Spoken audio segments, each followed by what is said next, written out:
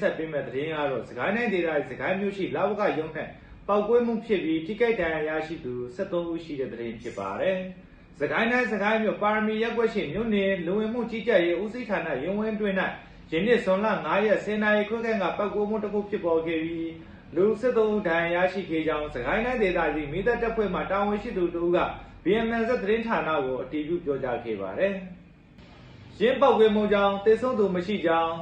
၎င်းတာဝန်ရှိသူကပြောကြားခဲ့ပါတယ်။ကျွန်တော်တို့ကဆေးရုံမှာလိုအပ်တာတွေလိမ့်လုပ်ပေးပါတယ်။လူနာတင်ရင်တွေနဲ့တေယူပြီးကတင်300ဆန့်ဆေးရုံကိုပို့ပေးတာပါ။ပြည်သူအားလုံး73ဦးထိခိုက်ဒဏ်ရာရရှိခဲ့ပါတယ်။ဟုတ်၎င်းတာဝန်ရှိသူကပြောကြားခဲ့ပါတယ်။နောက်ထပ်သတင်းတစ်ပုဒ်ကတော့ဂျာမနီနိုင်ငံရဲ့မြို့သားအဆင့်လေကြောင်းလိုင်းဖြစ်တဲ့ Boeing 787 လေယာဉ်ကရန်နာထားစဉ်နုကီယာကျိုးကျပျက်စီးခဲ့ပြီးလေယာဉ်ဝန်ထမ်းတချို့ထိခိုက်ဒဏ်ရာရရှိတဲ့သတင်းဖြစ်ပါတယ်။ဂျာမနီနိုင်ငံရဲ့မြို့သားအဆင့်လေကြောင်းလိုင်း Lufthansa လေကြောင်းလိုင်းပိုင် Boeing 787 လေယာဉ်တစ်စင်းသည် Frankfurt လေဆိပ်ရှိဂိတ်တစ်ခုတွင်ရန်နာထားစဉ်နုကီယာကျိုးကျပျက်စီးမှုဖြစ်ပေါ်ခဲ့ပြီးခရီးသည်များလေယာဉ်ပေါ်မတက်ရသေးဝန်ထမ်းတချို့ဒဏ်ရာရရှိခဲ့ကြောင်း The Nation Thailand သတင်းတွင်ဖော်ပြထားတာကိုတွေ့ရှိရပါတယ်။ဆိုပါဖြစ်စဉ်သည်ဒေသစံတော်ရှင်မွန်းလင်းတနာရီ45မိနစ်ခန့်တွင်ဖြစ်ပေါ်ခဲ့ခြင်းဖြစ်ပြီးထိုလေယာဉ်သည်လော့အင်ဂျင်လီတို့ပြန်သိမ့်လေယာဉ်အမှတ် LH 450ခရီးစဉ်အဖြစ်ပြန်တမ်းပြည့်စုံမြင့်ရှင်တွင်ဖြစ်ပေါ်ခဲ့ကြောင်းသိရှိရပါတယ်။ကသတင်းတစ်ပုဒ်ကတော့ငင်းချမ်းရွေးတဲ့ပထမဆုံးလာရောက်ဆွေးနွေးသည့်ရှမ်းနေမျိုးသားညီညွတ်ရေးအဖွဲ့နိုင်ငံတော်စုရနဲ့အတူလည်းပြည်ထောင်စုဝိုင်းဝင်တွင်အတူပူမြနေထိုင်ရေးကိုဆွေးနွေးခဲ့တဲ့ဆိုတဲ့သတင်းဖြစ်ပါတယ်။နိုင်ငံတော်စုရကကြိုတင်ကန့်သက်ချက်မထားတဲ့ဆွေးနွေးပွဲများပြုလုပ်နိုင်ရန်ကြေညာချက်အမှတ်1/2026ဖြင့် AB လ21ရက်ကကံလန်းဖိတ်ခေါ်ထားမှုအရငင်းချမ်းရေးအတွက်မျိုးသားစေလုံးညီညွတ်ရေးနဲ့ငင်းချမ်းရေးဖော်ဆောင်မှုညှိနှိုင်းရေးကော်မတီနဲ့ရှမ်းပြည်မျိုးသားညီညွတ်ရေးအဖွဲ့တို့ဇွန်4ရက်ကတွေ့ဆုံဆွေးနွေးခဲ့ကြောင်းသိရှိရပါတယ်။ဆွေးနွေးပွဲတွင်မျိုးသားစေလုံးညီညွတ်ရေးနဲ့ငင်းချမ်းရေးဖော်ဆောင်မှုညှိနှိုင်းရေးကော်မတီဥက္ကဋ္ဌဒုတိယဗိုလ်ချုပ်ကြီးရာပြည့်ကရှမ်းပြည်မျိုးသားညီညွတ်ရေးအဖွဲ့သည်ဒေသတည်ငြိမ်ရေးကိုတပ်မတော်နဲ့ပူးပေါင်းဆောင်ရွက်နေပြီးဒေသနေပြည်သူများရဲ့လုံခြုံရေးကိုဖော်ဆောင်နေခြင်းကိုသိရသည်ဟုပြောကြားခဲ့ပါတယ်။ထို့ပြင်ရှမ်းပြည်မျိုးသားများညီညွတ်ရေးအဖွဲ့အနေဖြင့်နိုင်ငံရေးဒေသတည်ငြိမ်အေးချမ်းရေးအတွက်ဆက်လက်လှုပ်ဆောင်မှုများကိုပုဂ္ဂိုလ်လင်းလင်းဆွေးနွေးစေလိုကဒေသဖွံ့ဖြိုးရေးလုပ်ငန်းစဉ်များကိုနှစ်ဖက်ညှိနှိုင်းပြီးလိုအပ်တဲ့များကိုဆက်လက်ဆောင်ရွက်ပေးသွားမည်ဟုပြောကြားခဲ့ကြောင်းသတင်းရရှိပါတယ်။နောက်ထပ်သတင်းတစ်ပုဒ်ကတော့သုဒ္ဓဇုံလင်ဗုဒ္ဓဝင်ဆောင်မွေးပွဲဘိုးအဆင့်ပထမဆုရှင်မအိတ်ချစ်သူနဲ့ဆုရရှိသူများကိုကြိုးဆိုဂုဏ်ပြုပွဲကျင်းပမည်ဆိုတဲ့သတင်းဖြစ်ပါတယ်။လေးစုသောဖျားရှင်တို့ကိုအစဉ်ထားပြီးတော့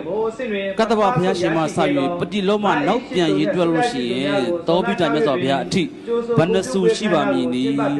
ီတမီစဉ်းစားဖြစ်စက္ကန့်30စပြီပါ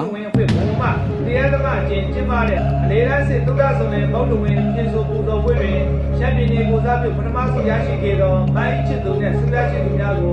ကျိုးဆိုဂုဏ်ပြုခြင်းခမ်းနားအောင်မြင်စွာကျင်းပနိုင်ရေးလုပ်ငန်းကြီးနိုင်ရေးအစည်းအဝေးကိုဇွန်လ3ရက်ကရှမ်းပြည်နယ်ဆိုရပွဲတွင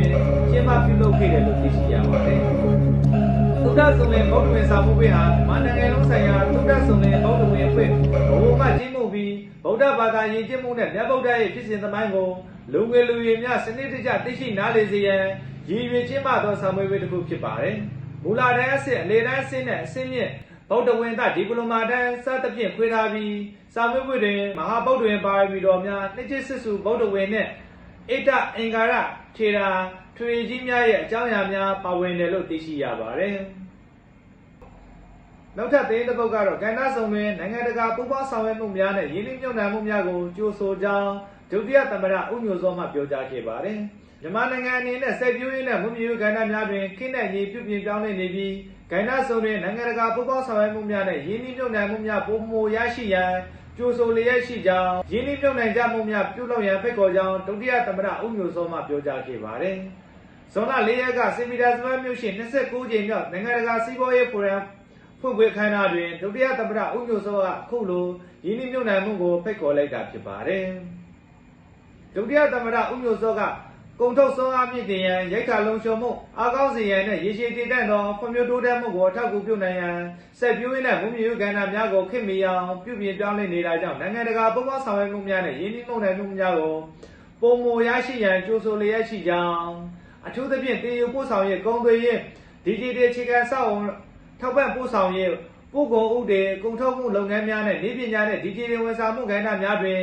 လာရောက်ရင်းနှီးမြှုပ်နှံကြရန်ဖိတ်ခေါ်ပါကြောင်းပြောကြားခဲ့ပါတယ်။ဒါအပြင်မြန်မာနိုင်ငံဟာကုန်သွယ်မှုတေယိုပို့ဆောင်ရေးနဲ့စီးပွားရေးပေါင်းစည်းမှုတို့ကိုလွေကူရှော့မိုးစေတဲ့သဘာဝကုန်သွယ်တရားတစ်ခုဖြစ်တည်ရှိနေကြောင်းအာဏာရှင်များကိုအမိရသုံးချနိုင်ရန်အစိုးရအနေနဲ့ကုန်သွယ်မှုလွေကူရှော့မိုးစေရန်နဲ့စီးပွားရေးလောက်ကိုင်မှုပတ်ဝန်းကျင်တိုးတက်ကောင်းမွန်စေရေးကို